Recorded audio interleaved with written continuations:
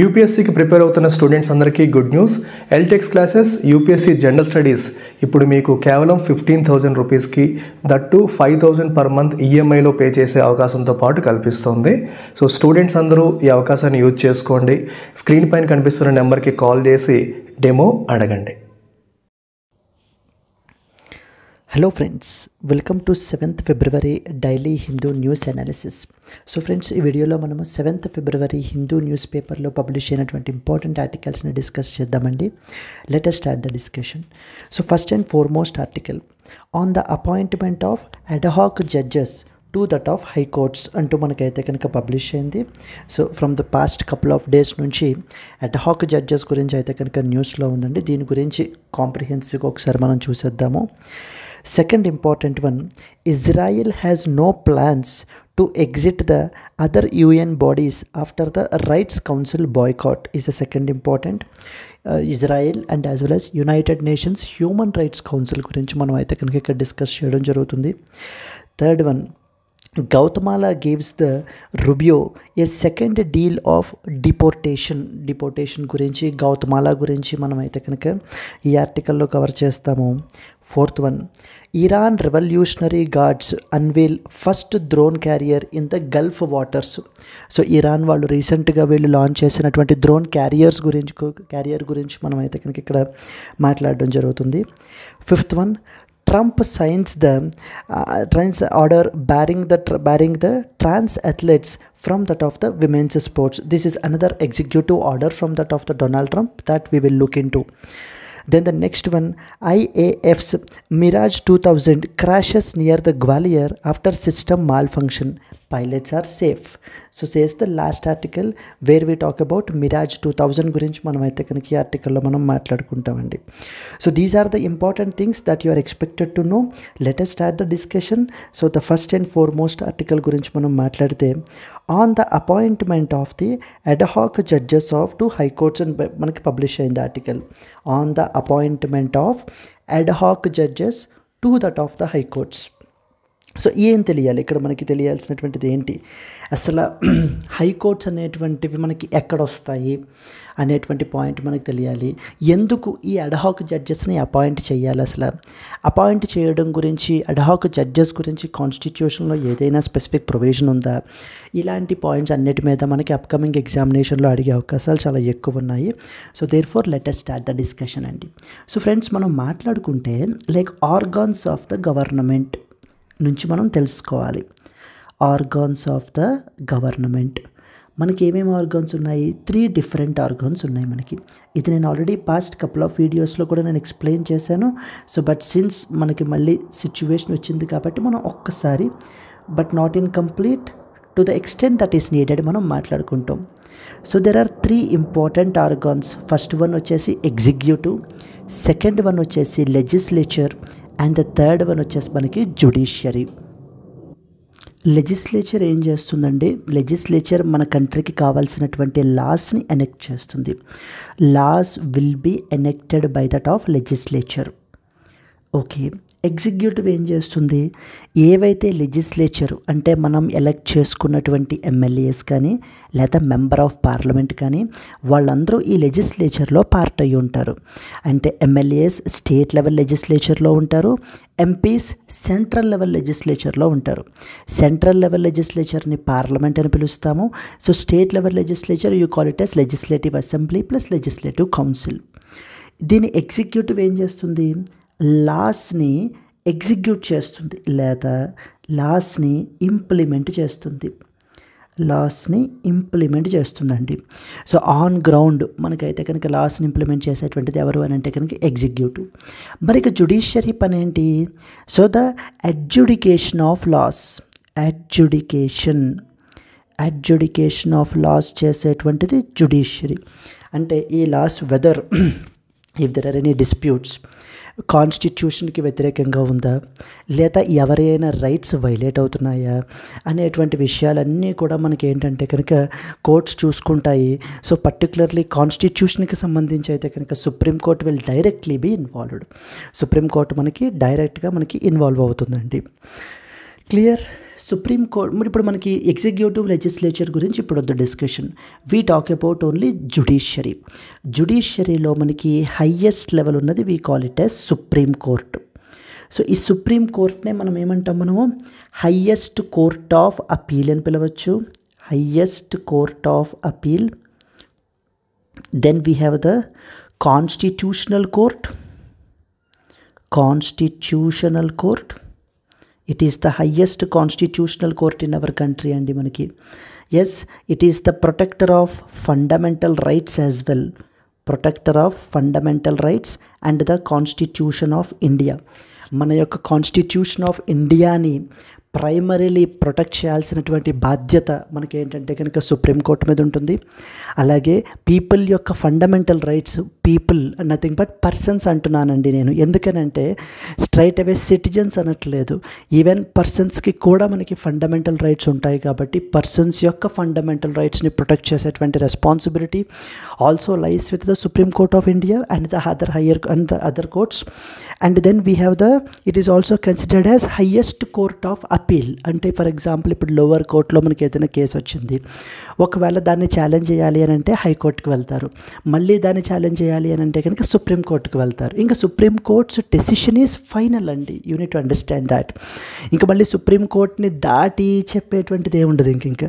So అందుకనే the decisions of the supreme court are final and binding on all the courts. So చాలా important point ఇది. So the decisions of supreme court are binding. The decisions are binding and they are binding on all the lower courts. all the lower courts కింద ఉన్నటువంటి అన్ని courts మీదన కూడా మనకి ఏంటంటే కనుక the decisions of the supreme court are binding. So ఇక్కడ మనకి ఏంటంటే ఇప్పుడు ఫర్ ఎగ్జాంపుల్ హైకోర్టులో మనకి ఏదైనా ఒక కేసు వచ్చిందనుకోండి, సుప్రీం కోర్టు దీనికి సంబంధించి ఏదైనా ఇంతకుముందు చెప్పిందా అని చూసుకుంటారు. Followed by the supreme court we have the high courts అయితే కనుక ఉంటాయి. High courts. So then high courts దాటిన తర్వాత నెక్స్ట్ ఇంకా కిందకు వస్తే కనుక మనకి ఏంటంటే కనుక సో క్రిమినల్ సైడ్ చూసుకుంటే we have sessions court. Then we have judicial magistrate of first class. అంటారు. Then followed by the next one judicial magistrate of the second class. అంటే ఇది main hierarchy of the courts with respect to particularly so the judicial magistrate of second class. Main hierarchy of the courts with respect in criminal కోర్ట్స్కి సంబంధించి high courts ఉంటాయి. Next వచ్చే sessions court, judicial magistrate of first class, judicial magistrate of the second class. So these are the important hierarchy. Now ఇప్పుడు దేని గురించి అంతా కూడా discussion అంతా కూడా దేని గురించి అని అంటే కనుక అపాయింట్మెంట్ ఆఫ్ అడ్హాక్ జడ్జెస్. ఎందుకు ఈ అడ్హాక్ జడ్జెస్ని అసలు అపాయింట్ చేయాలి? Consider the following statements about ad hoc judges అని చెప్పి ఇప్పుడు మనకి అప్కమింగ్ ఎగ్జామ్స్లో ఖచ్చితంగా మనకైతే కనుక అడిగే అవకాశాలు ఉంటాయండి, బోత్ ప్రిలిమ్స్ అండ్ మెయిన్స్ పర్స్పెక్టివ్లో. సో చాలా క్లియర్గా తెలుసుకోవాలి. ఫస్ట్ పాయింట్ ఏంటంటే అడ్హాక్ జడ్జెస్ గురించి కాన్స్టిట్యూషన్లో ఎక్కడా మెన్షన్ చెయ్యలేదు అని చెప్పేసి ఇస్తారు. అంటే there is no provision mentioned with respect to the ad hoc judges, appointment of ad hoc judges or provision related to ad hoc judges in the Constitution of India అంటారు. కరెక్టేనా? అది రాంగ్ స్టేట్మెంట్. ఎందుకని article number 224A of the constitution మనకి article number 224A of the constitution మనకి దేని గురించి మాట్లాడుతుంది? Appointment of ad hoc judges గురించి మనకి మాట్లాడుతుంది. Appointment of ad hoc judges. Then ఇది మనకి ఏ ఒక కాన్స్టిట్యూషనల్ అమెండ్మెంట్ ద్వారా మనకి ఇన్సర్ట్ చేశారండి? So it was inserted through the 15th constitutional amendment. 15th constitutional amendment act వచ్చేసి 15th కాన్స్టిట్యూషనల్ అమెండ్మెంట్ యాక్ట్ 1963. 1963లో మనకి 15th కాన్స్టిట్యూషనల్ అమెండ్మెంట్ని యాడ్ చేసి so something called article 224A అనేటువంటి దాన్ని కాన్స్టిట్యూషన్లో మనకి ఇన్సర్ట్ చేశారు. ఇక్కడ మనకు పాయింట్ అర్థం కావాలి, ఏంటది? కాన్స్టిట్యూషన్ ఆఫ్ ఇండియా అనేటువంటిది మనం లివింగ్ డాక్యుమెంట్గా పిలుస్తుంటాం. ఎందుకని లివింగ్ డాక్యుమెంట్గా పిలుస్తాం? ఎందుకంటే మన సొసైటీ యొక్క నీడ్స్కి దానికి అనుగుణంగా ఎప్పటికప్పుడు దాని యొక్క రూపు మారుస్తూ మనకి ఏంటంటే కనుక సో మన యొక్క కంట్రీని ముందుకు తీసుకెళ్తోంది కాన్స్టిట్యూషన్ ఆఫ్ ఇండియా. మరి ఈ యొక్క అమెండ్మెంట్స్ చేసేటువంటి పవర్ ఎవరికి ఉంటుందండి? అమెండ్మెంట్స్ చేసేటువంటి పవరు పార్లమెంట్కి మాత్రమే ఉంటుంది. ఇక్కడ ఆ పాయింట్ మీరు క్లియర్గా తెలుసుకోవాలి. పార్లమెంట్కి మాత్రమే కాన్స్టిట్యూషన్ని అమెండ్ చేసేటువంటి పవర్ ఉంటుంది. స్టేట్ లెజిస్లేటివ్ అసెంబ్లీస్కి కూడా అమెండ్ చేసేటువంటి పవర్ ఉండదు. Only parliament alone. Yes, next point ఏంటి మరి? సుప్రీంకోర్టు ఏం చేయగలదు? Supreme court will interpret. Supreme court just ఉన్న ప్రొవిజన్ని దాని యొక్క మీనింగ్ అది కూడా మార్చి చదువుతుంది తప్ప, అంటే depending upon the situation. So but doesn't that it will not have any power to amend the constitution. Only parliament under article number 368 of the constitution of India have the power to amend the constitution.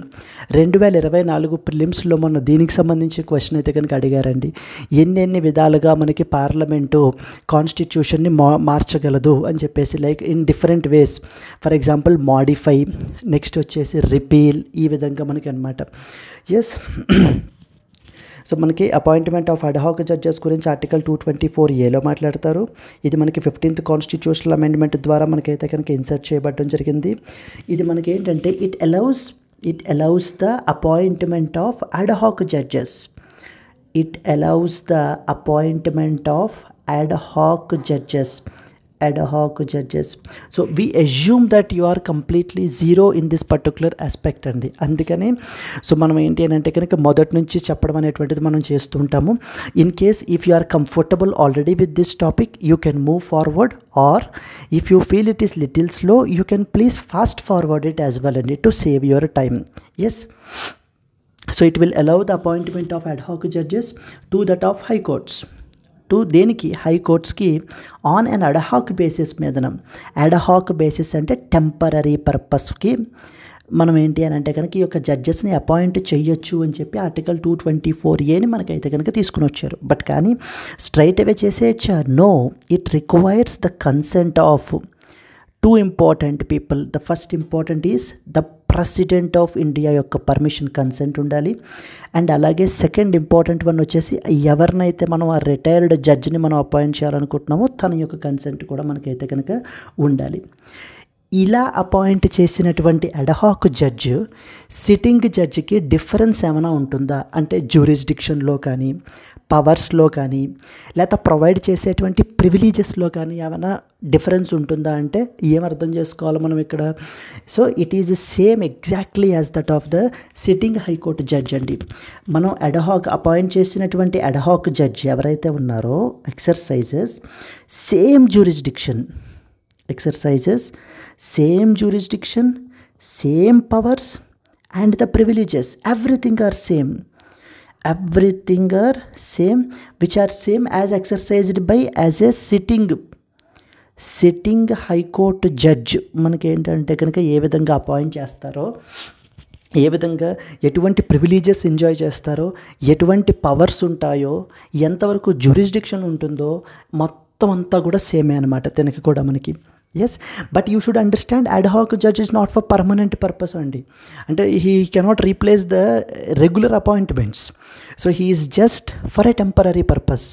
ఒక పలానా cases వినడానికి కానీ, లేకపోతే pendency of కేసెస్ని, లేదా time bound let's say 1 year 2 years or max 3 years వరకు కానీ మాత్రమే మనం అయితే కనుక అపాయింట్ చేయగలం ad hoc జడ్జిని. సో దెన్ ఈ యొక్క వీళ్ళకి సంబంధించినటువంటి డీటెయిల్డ్ ప్రొసీజర్ అంటే ఏ విధంగా అపాయింట్ చేయాలి ఏంటి అనేటువంటిది అంతా కూడా, ఆ డీటెయిల్డ్ ప్రొసీజర్ అంతా కూడా మనకి ఎక్కడ మెన్షన్ చేశారు? ద డీటెయిల్డ్ ప్రొసీజర్ వచ్చేసి ఇది మనకి మెమొరాండమ్ ఆఫ్ ప్రొసీజర్, MOP అంటారు. Memorandum of procedure, MOP. ఎప్పుడు వచ్చింది మెమొరాండమ్ ఆఫ్ ప్రొసీజర్? 1998లో వచ్చింది మనకి. దాంట్లో మనకి ఏంటంటే కనుక క్లియర్గా ప్రొవైడ్ చేయబడడం జరిగిందండి. నౌ ఎప్పుడెప్పుడు అపాయింట్ చేయాలి, దట్ ఈస్ ద ప్రాబ్లం. ఎప్పుడెప్పుడు అపాయింట్ చేయాలి, అడ్హాక్ జడ్జెస్ని ఎప్పుడు అపాయింట్ చేయాలి అనేటువంటిది ప్రాబ్లము. ఆ ప్రాబ్లమ్ని మనకి సాల్వ్ చేయడానికి సుప్రీంకోర్టుకి సంబంధించి ఒక ల్యాండ్ మార్క్ కేసు ఉందండి. ఆ కేసు మనకి మోస్ట్ రీసెంట్లీ 2021లో మనకైతే కనుక వచ్చిందనమాట. Lok Prahari versus union of India case. State level ఎగ్జామ్స్లో కూడా మీకు అడుగుతారు, లేకపోతే యూపీఎస్సీలో straight away. Lok Prahari versus union of India case is often seen recently in the news. It is associated with the A. Comptroller and Auditor General, B. Appointment of ad hoc judges, C. Discretionary powers of the governor, D. మనకి ఏంటంటే special status to Jammu and Kashmir. Of course it has been revoked. Yes, ఈ విధంగా మనకి అడిగేటువంటి అవకాశాలు అయితే కనుక ఉంటాయి మనకి. సో దానికి సంబంధించి ఏంటంటే ఏం కేసు వచ్చిందమ్మా, Lok Prahari versus union of India case. So Lok Prahari అనేటువంటిది ఎన్జిఓ, ఒక NGO. Lok Prahari versus union of India case అంటాం. ఈ Lok Prahari versus union of India కేసులో సో సుప్రీంకోర్టు మనకి ఏంటంటే కనుక డీటెయిల్డ్ గైడ్ లైన్స్ని పబ్లిష్ చేశారు. అంటే ఎప్పుడెప్పుడు we call it as trigger points, ఎప్పుడెప్పుడు మనకి ఈ యొక్క అడ్హాక్ జడ్జెస్ని అపాయింట్ చేయొచ్చు అనేటువంటి దాని మీద అంటూ కొన్ని సర్కమ్స్టాన్సెస్ని చెప్పారండి. ఈ సర్కమ్స్టాన్సెస్లో మనకైతే కనుక అడ్హాక్ జడ్జెస్ని అపాయింట్ చేయొచ్చు. పాయింట్ నెంబర్ వన్ మనకు తీసుకుంటే కనుక ఒకవేళ ఒక పర్టికులర్ హైకోర్టులో ఉన్నటువంటి వేకెన్సీసు ఒకవేళ if exceeds 20% of the sanctioned strength అంటే ఒక హైకోర్టుకి ఇప్పుడు హైకోర్టు అనే కాదండి, సుప్రీంకోర్టు తీసుకున్నాం అనుకోండి. సుప్రీంకోర్టులో శాంక్షన్డ్ స్ట్రెంగ్త్ ఎంత మనకి 34 జడ్జెస్. సో 34 జడ్జెస్ ఇస్తే sanctioned strength for example. And దాంట్లో మనకి ఓన్లీ ఇప్పుడు వర్క్ చేసేటువంటి జడ్జెస్ ఓన్లీ 20 జడ్జెస్ మాత్రమే ఉన్నారనుకోండి. 34 is the total sanctioned strength in the మనకి ఏంటంటే సుప్రీంకోర్టు. దెన్ ద రిమైనింగ్ 4 ఉండొచ్చు వేకెన్సీస్, 5 ఉండొచ్చు, ఎనీథింగ్. బట్ హవెవర్ ఇక్కడ ఏంటంటే ఆ యొక్క వేకెన్సీస్ అనేటువంటివి, ఇది హైకోర్ట్స్కి సంబంధించి వేకెన్సీస్ అనేటువంటివి ఒకవేళ 20% ఆఫ్ ద శాంక్షన్డ్ స్ట్రెంగ్త్ ఉన్నట్లయితే కనుక, ఇప్పుడు ఒక కోర్టుకి మనకి ఏంటి అని అంటే కనుక ఇప్పుడు 100 జడ్జెస్ ఉన్నారనుకోండి, శాంక్షన్డ్ స్ట్రెంగ్త్ వచ్చేసి 100. సో దాంట్లో ఇఫ్ అట్ ఆల్ ఇప్పుడు మోర్ దాన్ 20% అంటే 20% అంటే 20 జడ్జెస్ కంటే ఎక్కువ వేకెన్సీస్ ఉన్నాయి అన్నప్పుడు మనకి ఎలాంటి కేసెస్లో మనకి ఏంటంటే కనుక అడ్హాక్ జడ్జిని అపాయింట్ చేయొచ్చు. So that was the first important case, specific circumstances. Second important circumstances ఏంటంటే కనుక ఒక స్పెసిఫిక్ కేటగిరీలో కేసెస్ మోర్ దాన్ 5 years పెండింగ్లో ఉంటే కనుక, so if cases of a specific category pending more than 5 years, then అలాంటి సర్కమ్స్టాన్సెస్లో కూడా మనం ఏంటంటే కనుక దీన్ని అడ్హాక్ జడ్జిని అపాయింట్ చేయొచ్చు. Third one, if more than 10% of the high court cases, 10% specific category కాదు, ఇది టోటల్ హైకోర్ట్ కేసెస్ ఇది. So total high court cases if the 10% more than 10% of the high court cases are pending for over 5 years. And finally fourth one వచ్చేసి మన condition ఏంటంటే కనుక case disposal rate is lower than case filing rate. అంటే ఎంత తొందరగా మనకి cases dispose అయ్యేటువంటిది తక్కువ రేట్లో వెళ్తుంది, ఎక్కువ కేసెస్ మనకి ఏంటంటే కనుక ఫైల్ అయిపోతున్నాయి. అలాంటప్పుడు కూడా when the case disposal rate is lower than that of the case filing rate, so then అప్పుడు కూడా మనకి ఏం చేయొచ్చు అని అంటే కనుక ఎవరిని అపాయింట్ చేయొచ్చు, అడ్హాక్ జడ్జెస్ని అపాయింట్ చేయొచ్చు. అంటే 2021లో ఈ Lok Prahari versus union of India కేసులో సుప్రీంకోర్టు ఎందుకు ఈ గైడ్ లైన్స్ని తీసుకుని రావాల్సి వచ్చింది, ఎందుకనంటే ఇప్పుడు ఇష్టానుసారం ఎడ్హాక్ జడ్జెస్ని అపాయింట్ చేసేయకూడదు. ఇప్పుడు ప్రాబ్లం ఏమవుతుందంటే రెగ్యులర్ అపాయింట్మెంట్స్ ఆగిపోతాయి, ఆ రికమెండేషన్స్ అనేటువంటివి ఆగిపోయి ఇంకా ఈ ఎడ్హాక్ జడ్జెస్ అపాయింట్మెంట్ ట్రెండ్ అనేటువంటిది మొదలవుతుంది. అలా ఉండకూడదు. రెగ్యులర్ అపాయింట్మెంట్స్కి ఇది కంప్లీట్ రీప్లేస్మెంట్ కాదు, just to fill the gap మాత్రమే అనేటువంటి పాయింట్ ఇక్కడ అర్థం ఉద్దేశించి కొన్ని ఇంపార్టెంట్ గైడ్ లైన్స్ని పాస్ చేశారు, కొన్ని కండిషన్స్ పెట్టారు. ఒకవేళ ఈ కండిషన్స్లో ఉన్నప్పుడు మాత్రమే, అంటే these are called trigger points, ఈ ట్రిగ్గర్ పాయింట్ ఒకవేళ మీట్ అయినప్పుడు మాత్రమే అడ్హాక్ జడ్జిని అపాయింట్ చేయొచ్చు అని చెప్పి. సరే అంతా బాగానే ఉంది కదా, 2021లో డిసైడ్ చేశారు, అంతా అయిపోయింది. మరి ఇప్పుడేంటి గొడవ?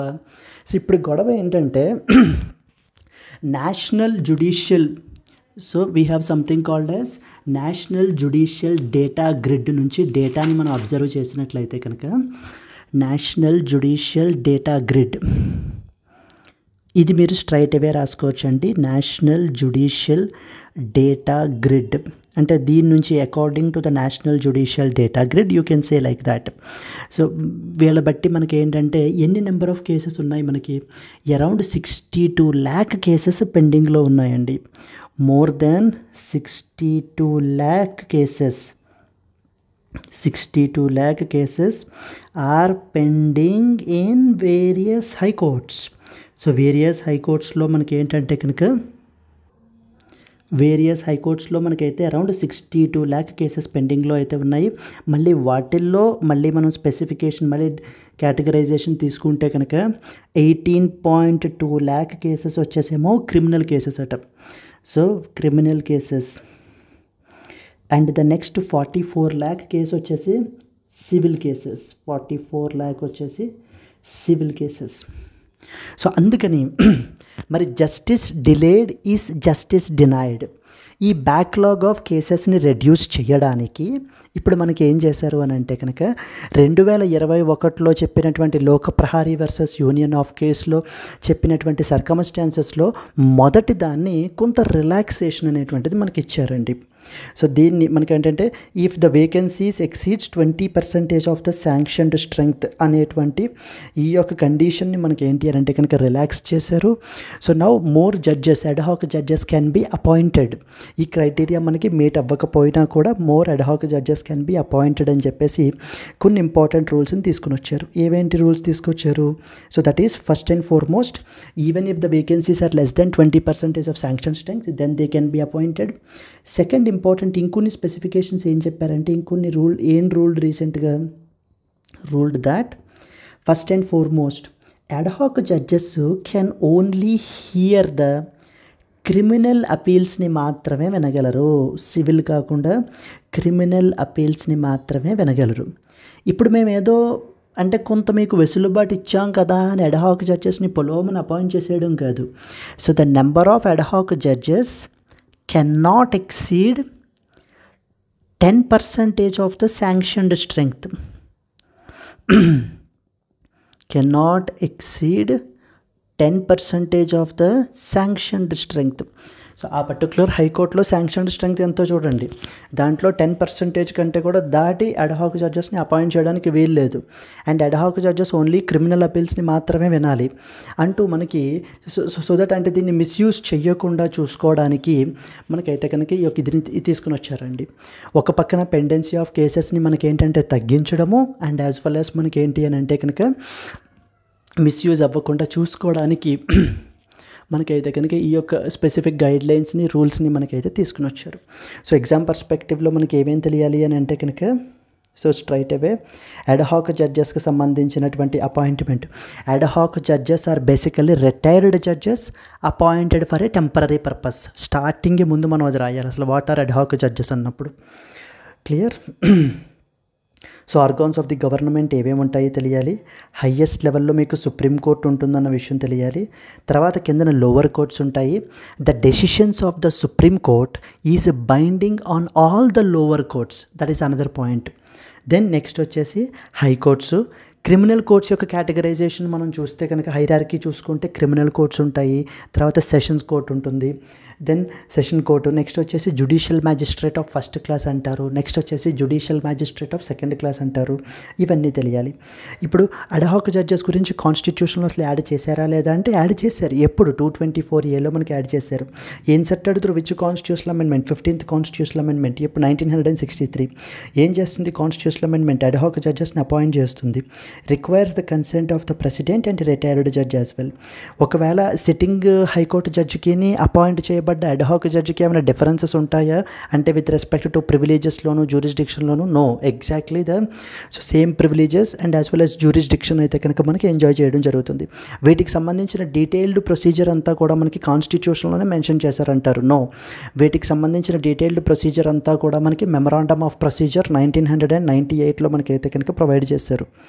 సో దెన్ నెక్స్ట్ వచ్చేసి ఈ యొక్క ఆర్టికల్ 224A యూజ్ చేసి మనకి ఇంకా అంటే రెగ్యులర్ అపాయింట్మెంట్స్ని సైడ్ లైన్ చేసేసి ఓన్లీ అడ్హాక్ జడ్జెస్ని అపాయింట్ చేయడం అనేటువంటిది కరెక్ట్ కాదా పద్ధతి అని చెప్పి మనకి ఏం చేశారు, లోక Prahari versus union of India కేసుని తీసుకుని వచ్చారు.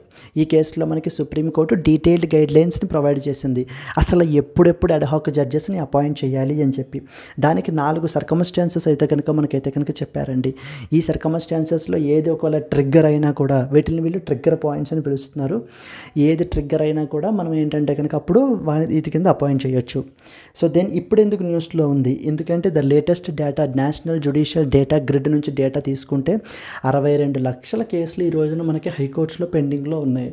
దాంట్లో మనకి అరౌండ్ 18.2 lakh కేసెస్ క్రిమినల్ కేసెసే ఉంటాయి. నెక్స్ట్ 44 lakh కేసెస్ వచ్చేసి మనకి ఏంటంటే కనుక సివిల్ కేసెస్. ఇప్పుడు రూల్స్ ఏమేంటి? రూల్ నెంబర్ 1, ఇలా అపాయింట్ చేయబడ్డటువంటి అడ్హాక్ జడ్జు ఓన్లీ క్రిమినల్ అపీల్స్ని మాత్రమే he has to hear. Second important, ad hoc జడ్జెస్ని అపాయింట్ చేయమన్నాం కదా అని చెప్పేసి పొలోమని అపాయింట్ చేసేయడం కాదు. It should not cross more than 10% of the sanctioned judicial strength is what is the thing that you have to understand. Clear అండి? అలా మనకి ఏంటంటే ఇంకా ఇంపార్టెంట్ పాయింట్స్ ఒకసారి నేను ఆల్రెడీ ఇక్కడ క్లియర్గా మీకు డీటెయిల్గా రాసేసాను. ఇంకా మళ్ళీ స్పెసిఫిక్గా మళ్ళీ మనం లైన్ టు లైన్ చదవం. The supreme Court recently allowed the high courts to appoint the retired judges on an ad hoc basis. అంటే అర్థం ఏంటి? Temporary basis to address the growing backlog of criminal cases. పెరిగిపోతున్నటువంటి క్రిమినల్ కేసెస్ యొక్క బ్యాక్లాగ్ని దాన్ని తగ్గించడం గురించి మనకేంటంటే కనుక ఈ జడ్జెస్ని అపాయింట్ చేస్తున్నారు. This decision relaxes a rule that is set in the Lok Prahari judgment 2021. Lok Prahari versus union of India case. లోక ప్రహారీ అనేది ఒక NGO. 2021లో వీళ్ళు ఏంటంటే సుప్రీంకోర్టును అప్రోచ్ అయ్యారు. Which previously allowed such appointments only when judicial vacancies exceed 20% of the sanctioned strength. ఈ కేసులో మనకి కొన్ని స్పెసిఫిక్ గైడ్ లైన్స్ పెట్టారు. అసలు అడ్హాక్ జడ్జెస్ ఎలా అపాయింట్ అవుతారు? ఏం ఆర్టికల్ నెంబర్ 224A ఇదే ఒరిజినల్ కాన్స్టిట్యూషన్లో ఉందా? లేదు. It was introduced through constitution 15th amendment act ద్వారా మనకి యాడ్ చేయబడింది. ఏం చేస్తుంది? It will allow retired judges to be appointed to high courts on an ad hoc basis. Temporary basis మీద అపాయింట్ చేయొచ్చు. But it requires consent from both the retired judge and the president of India. President of India యొక్క consent ఉండాలి. దాన్ని అలాగనే మనకి ఎవరినైతే retired జడ్జిగా మనం అపాయింట్ చేస్తున్నాం వాళ్ళ యొక్క కన్సెంట్ కూడా మనకి దగ్గరకు ఉండాలి. అప్పుడు మాత్రమే వాళ్ళని మనం రిక్వెస్ట్ చేసి, బాబు కేసులు చాలా విపరీతంగా పెరిగిపోయాయి, ఇప్పుడు కొంత మీ యొక్క హెల్ప్ మాకు ఎంతగానో అవసరం, ఈ కొంత కేసెస్ని తగ్గించడం గురించి, అందుకని టెంపరీగా వచ్చి మీరు ఒక జడ్జిగా మీరు ఏంటి అని అంటే కనుక రోల్ తీసుకోండి అని చెప్పేసి మనం ఏంటి అని అంటే కనుక రిక్వెస్ట్ చేయడం జరుగుతుందండి. So these judges will exercise same jurisdiction powers and privileges as the sitting high court judges. The appointment process is outlined in the 1998 memorandum of procedure. So the Loka Prahari judgment identified specific conditions for appointing ad hoc judges. Ad hoc judgesని ఎప్పుడెప్పుడు appoint చేయాలి అని specific conditions మనకి ఏంటి అని అంటే కనుక చెప్పడం జరిగింది. ఎప్పుడెప్పుడు? So if the judicial vacancies exceed 20% of sanction strength, if cases in a particular category have been pending for more than 5 years, if more than 10% of high court cases have been pending for over 5 years, if the case disposal rate is lower than that of the new case registrations. what does the latest Supreme Court order say? ఇప్పుడు మనకి ఏంటంటే కనుక it set aside the Lok Prahari condition requiring judicial vacancies to exceed 20% for appointing ad hoc judges. So 20% మనకేంటి అని అంటే కనుక ఇది అవ్వాలి అనేటువంటి కండిషన్ని సెట్ అసైడ్ చేసేసారు. Now ad hoc judges will now be appointed even if recommendations for filling the regular vacancies below 20% are pending. They will only hear criminal cases ni maatrame vinagalaru. The number of ad hoc judges in a high court cannot exceed 10% of its sanctioned judicial strength. So that is, each high court can have 2 to 5 such appointments. ఇంతకు ముందు ఏమైనా instances ఉన్నాయా అండి అంటే కనుక there are only 3 documented instances అండి. అంటే instances where ad hoc జడ్జెస్గా మనకి అపాయింట్ చేయబడింది. మొదటిది 1972లో సో జస్టిస్ సూరజ్ బాన్ని మనకి ఏంటంటే కనుక మధ్యప్రదేశ్ హైకోర్టుకి అపాయింట్ చేశారు. రెండవది మళ్ళీ 1982లో జస్టిస్ వేణుగోపాల్ని మనకి మద్రాస్ హైకోర్టుకి అపాయింట్ చేశారు. అండ్ మోస్ట్ రీసెంట్లీ 2007లో justice O P Srivastava was appointed to the Allahabad High Court to oversee the Ayodhya title suits. Clear, these are the old circumstances మనకి. సో పాసిబుల్ మెయిన్స్ క్వశ్చన్ మనకు చూస్తే, so the possible mains question చూస్తే, what is the significance of ad hoc judicial appointments in high courts?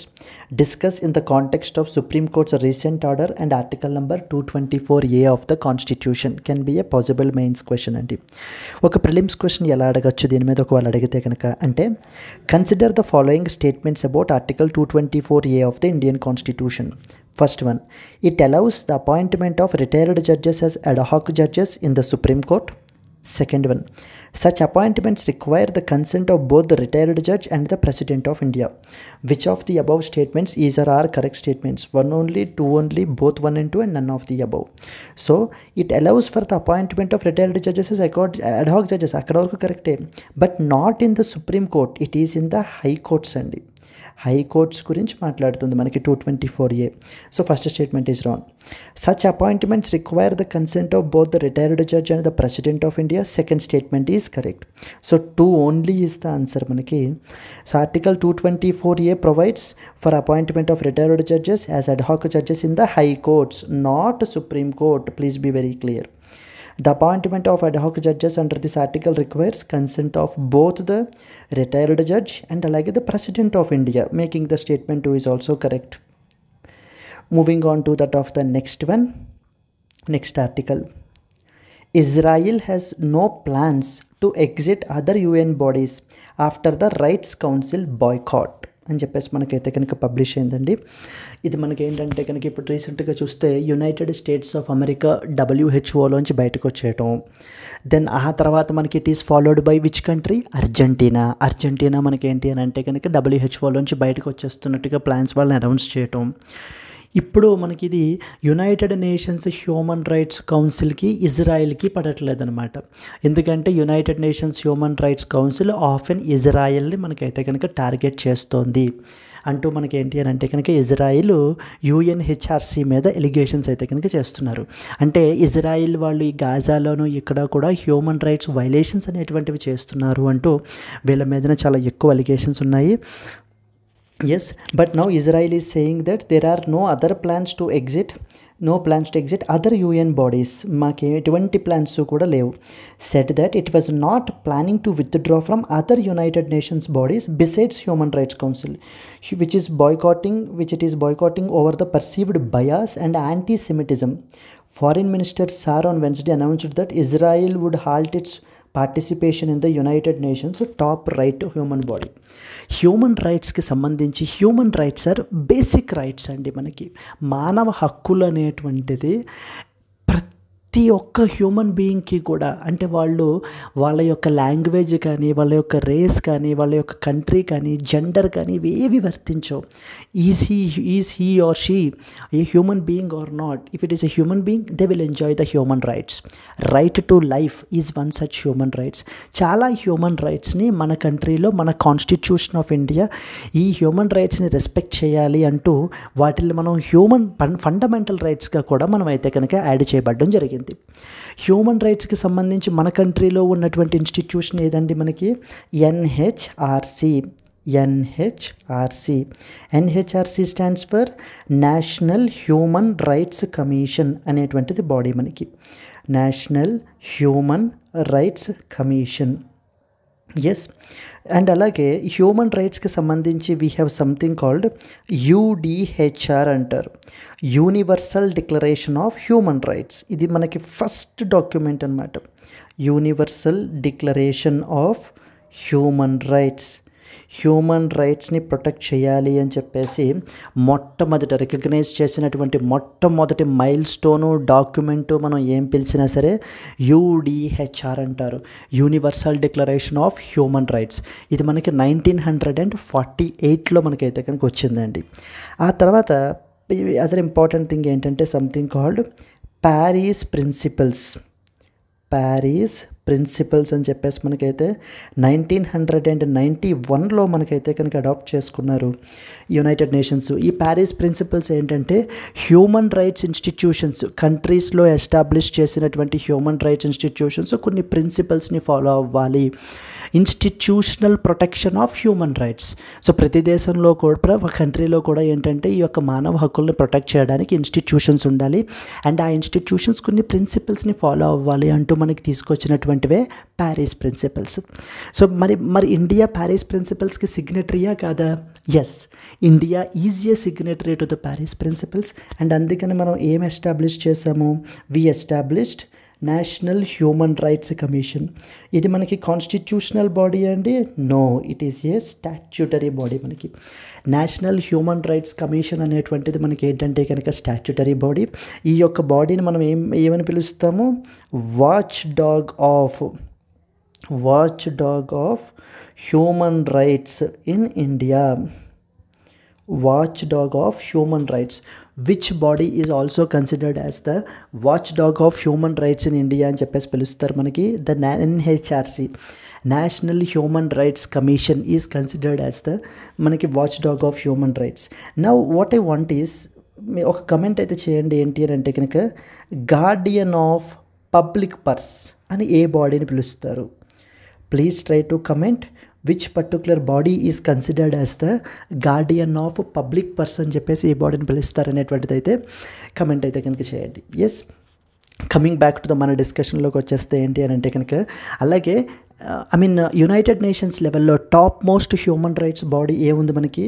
United Nations human rights council, UNHRC, United Nations human rights council. ఈ బాడీలోంచి మనకి ఎవరు బయటకు వచ్చేస్తున్నారండి? మనకి Israel ఈ యొక్క బాడీతో ఇంకా పార్టిసిపేషన్ అనేటువంటిది ఆపేస్తోంది. అంటే ఏ విధంగా USA మనకి ప్యారిస్ అగ్రిమెంట్ నుంచి బయటకు వచ్చేయడం, దెన్ నెక్స్ట్ వచ్చేసి మనకి వరల్డ్ హెల్త్ ఆర్గనైజేషన్ నుంచి బయటకు వచ్చేస్తుందో అదేవిధంగా మనకి ఏంటంటే కనుక ఇప్పుడు ఇజ్రాయెల్ వాళ్ళు ఈ UNHRC నుంచి బయటకు వచ్చేస్తూ ఏం చెప్తున్నారు?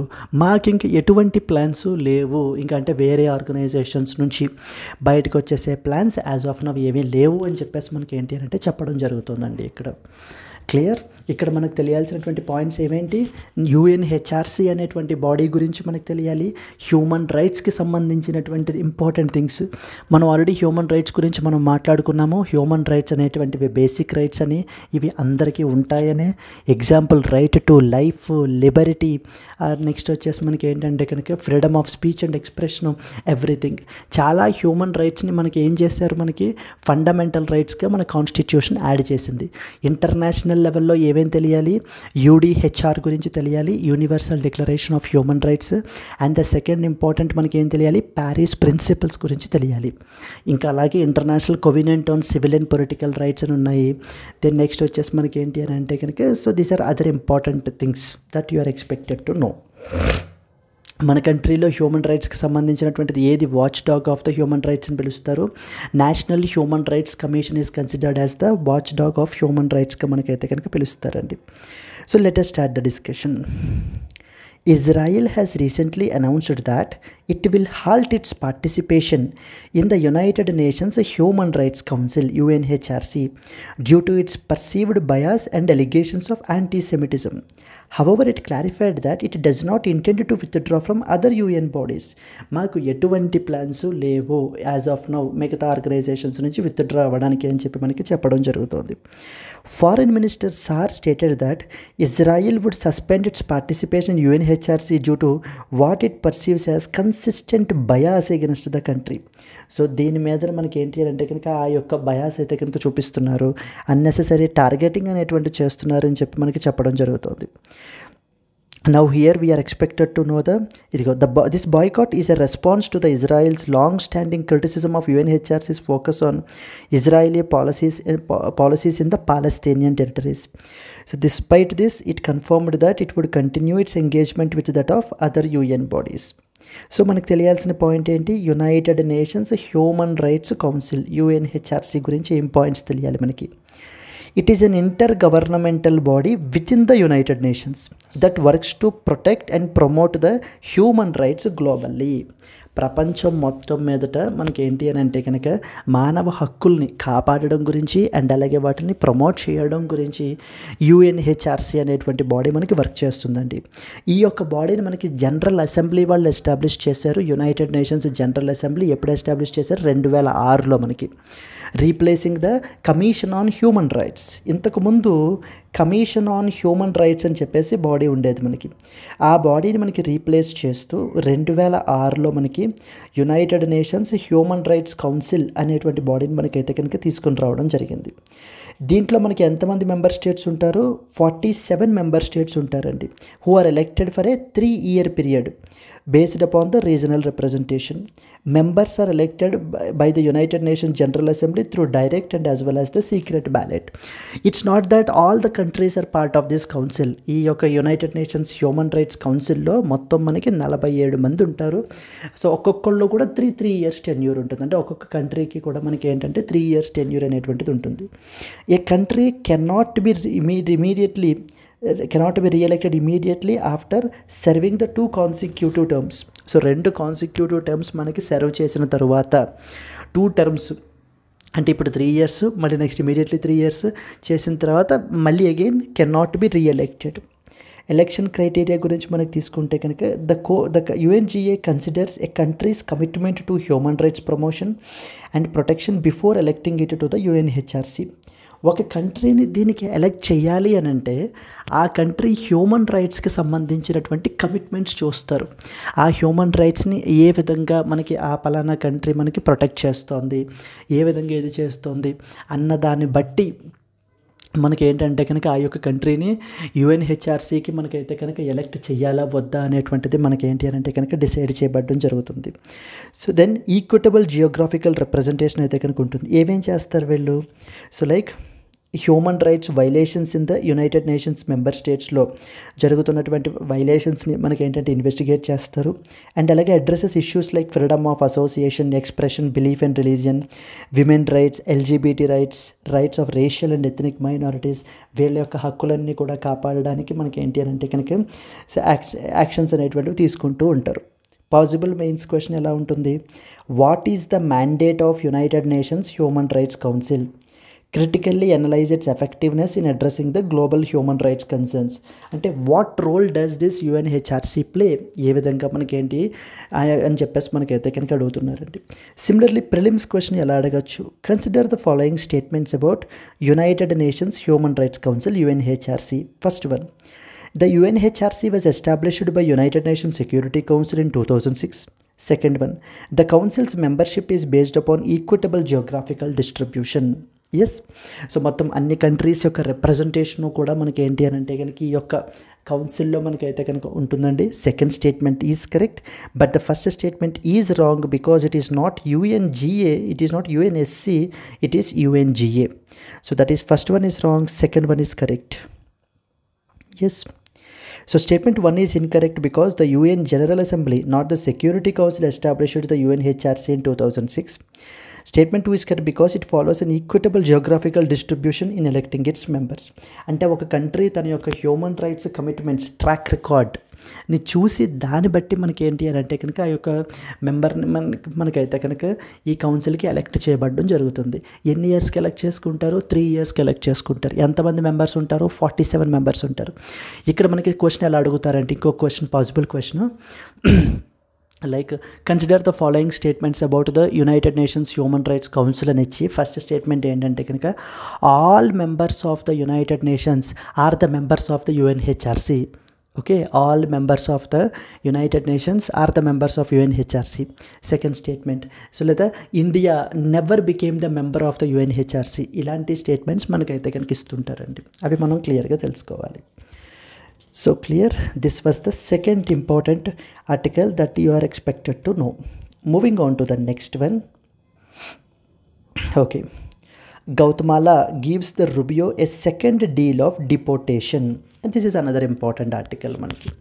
ఇప్పుడు మనం చూస్తే మన యొక్క డొనాల్డ్ ట్రంప్ యొక్క ఆర్డర్ వల్ల ఇల్లీగల్ మైగ్రెంట్స్ అందరినీ కూడా, అంటే ఎవరెవరు యునైటెడ్ స్టేట్స్ ఆఫ్ అమెరికాలో ఇల్లీగల్గా స్టే ఉంటున్నారో వాళ్ళందరినీ కూడా మిలిటరీ ఎయిర్ క్రాఫ్ట్స్ అవి కూడా యూజ్ చేసి మనకి ఏం చేస్తున్నారండి, వాళ్ళ దేశాలకి పంపించేస్తున్నారు. ఈవెన్ ఇండియన్ మైగ్రెంట్స్ని కూడా వదిలేశారా అంటే నో, ఈవెన్ ఇండియన్ మైగ్రెంట్స్ని కూడా మనకి ఏంటంటే కనుక సో మొన్న అరౌండ్ 100 మైగ్రెంట్స్ని తీసుకుని వచ్చి అమృత్సర్లో మనకి యుఎస్ మిలిటరీ ఎయిర్ క్రాఫ్ట్ అయితే కనుక తీసుకుని వచ్చేసిందండి. The way how they were handled అనేటువంటిది చాలా సివియర్ క్రిటిసిజం అయితే కనుక యుఎస్ఏ ఫేస్ చేస్తుంది ఇప్పుడు. సో ద విమెన్ చిల్డ్రన్ ఏ విధంగా మనకి ట్రీట్ చేశారు అన్న దాన్ని బట్టి మనకి ఏంటి అని అంటే కనుక వీళ్ళని సో సివియర్ ప్రెషర్ అయితే ఉంటుందన్నమాట. ఇక్కడ ఇంపార్టెంట్ ఇక్కడ ఏంటి అని అంటే కనుక yesterday and day before yesterday మీరు తీసుకుంటే సంథింగ్ కాల్డ్ ఎల్ సాల్వడార్ అనే ఒక కంట్రీ ఉంది. El Salvador. ఈ ఎల్ సాల్వడార్ అనేటువంటి కంట్రీ మనకి ఏంటంటే it is a central American country El Salvador. So whose capital వచ్చేసి San Salvador.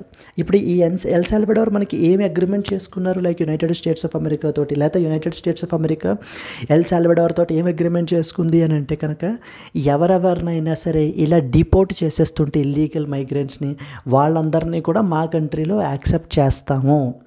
Even United States of అమెరికాలో ఉండేటువంటి డ్రెడెడ్ క్రిమినల్స్ని కూడా మేము ఏంటి అని అంటే కనుక మా యొక్క జైల్స్లో మేము ఏంటి అని అంటే కనుక పెడతాము అని చెప్పేసి ఎవరు చెప్పారు, ఎల్ సాల్వడార్ వాళ్ళు చెప్పడం జరిగింది. ఇప్పుడు ఇవే మాటలు ఎవరు మాట్లాడుతున్నారు, గౌతమాలా మాట్లాడుతున్నారు.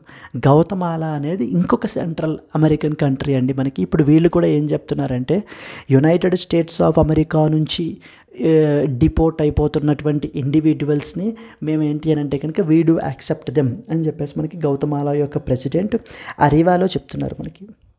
ఇక్కడ చూడండి, Guatemalan president Bernardo Arevalo said on Wednesday that his country will accept the migrants from other countries who are being deported from United States of America.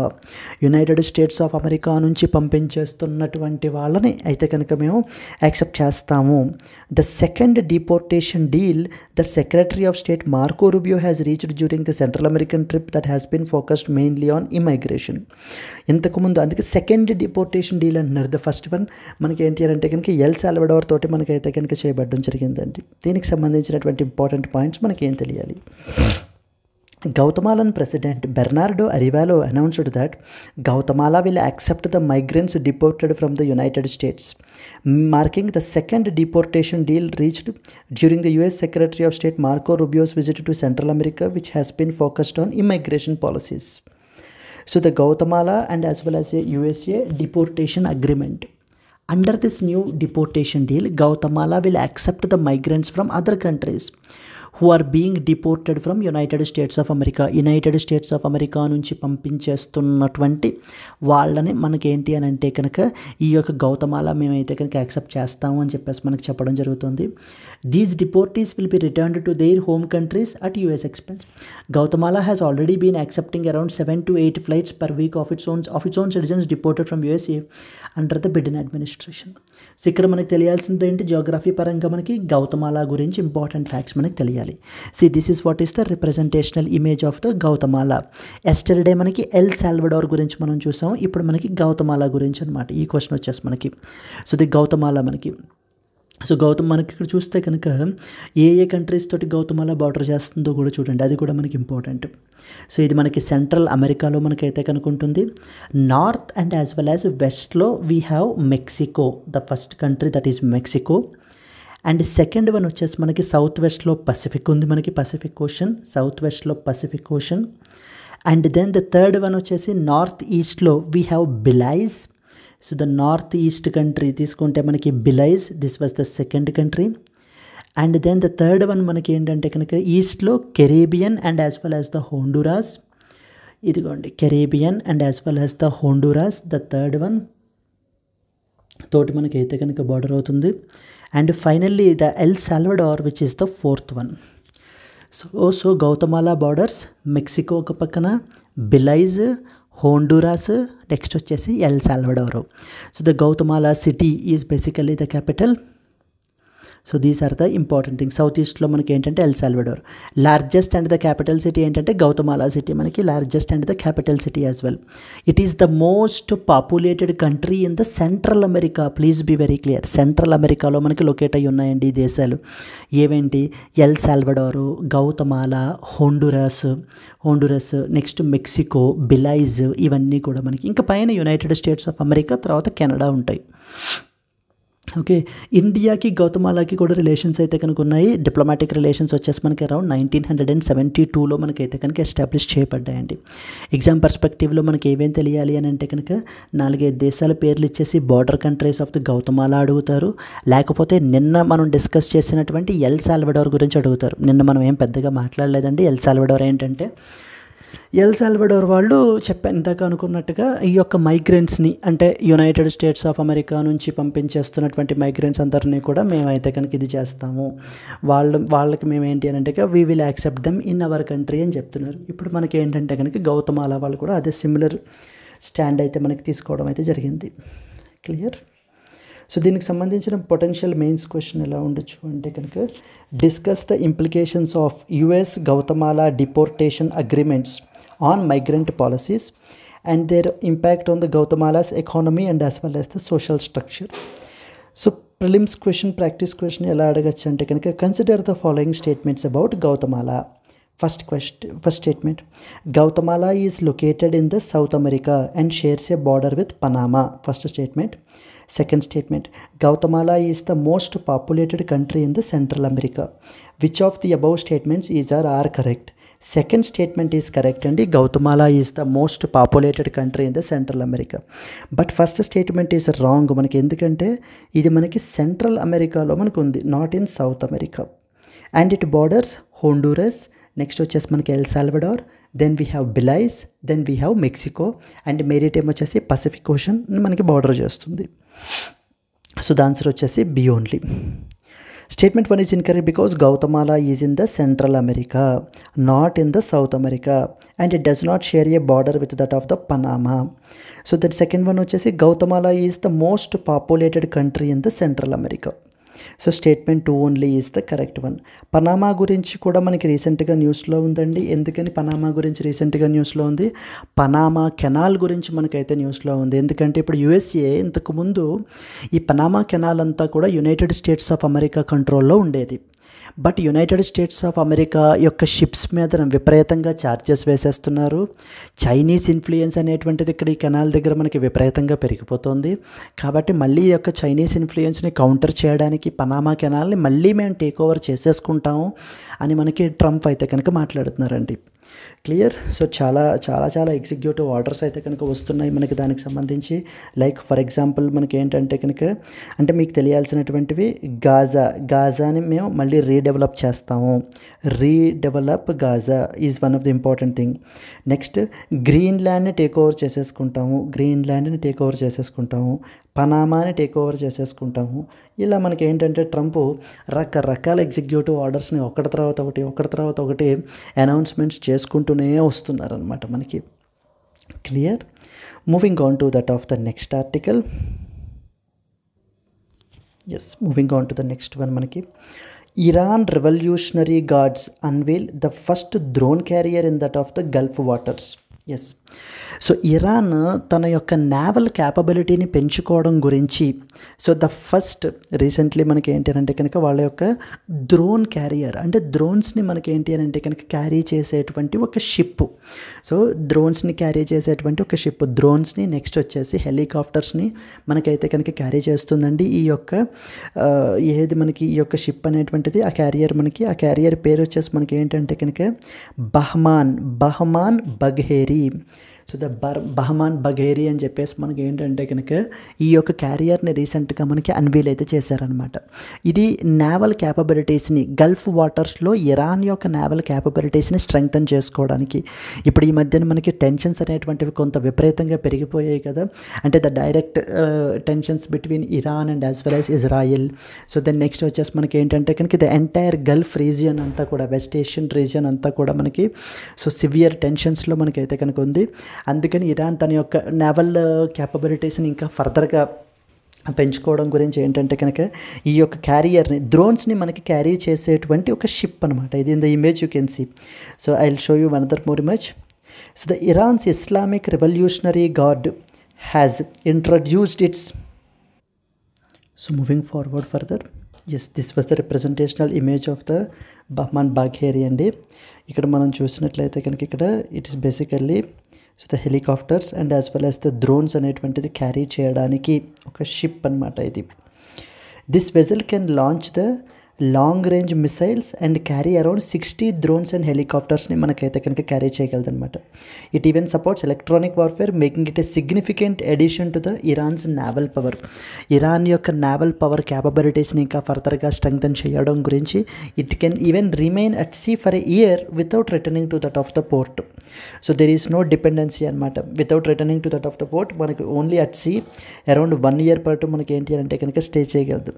It is the largest naval military project to date, and it strengthens the Iran's defensive and offensive maritime capabilities as well in the Persian Gulf and the beyond the regions లో మనకి ఏంటి అని అంటే కనుక Iran యొక్క maritime క్యాపబిలిటీస్ని మనకైతే కనుక పెంచగలదు.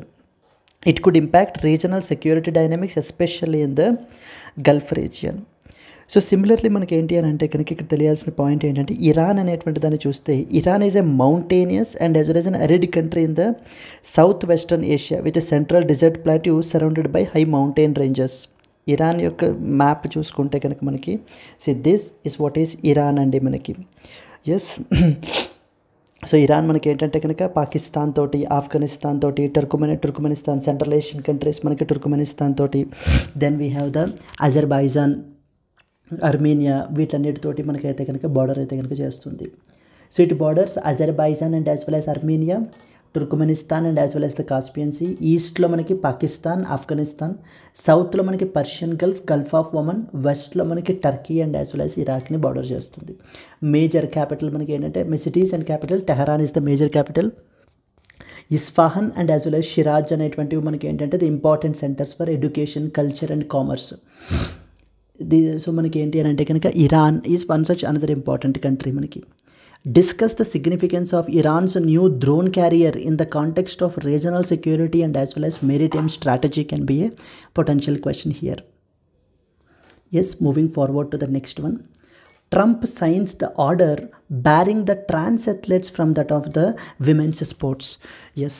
సో ట్రాన్స్జెండర్స్ని వీళ్ళని మనకి ఏంటి అని అంటే కనుక కంప్లీట్లీ వాళ్ళని ఎలిమినేట్ చేస్తూ, అంటే వాళ్ళు ఏంటి అని అంటే కనుక ఈ యొక్క విమెన్ స్పోర్ట్స్లో పార్టిసిపేట్ చేయడం కుదరదు.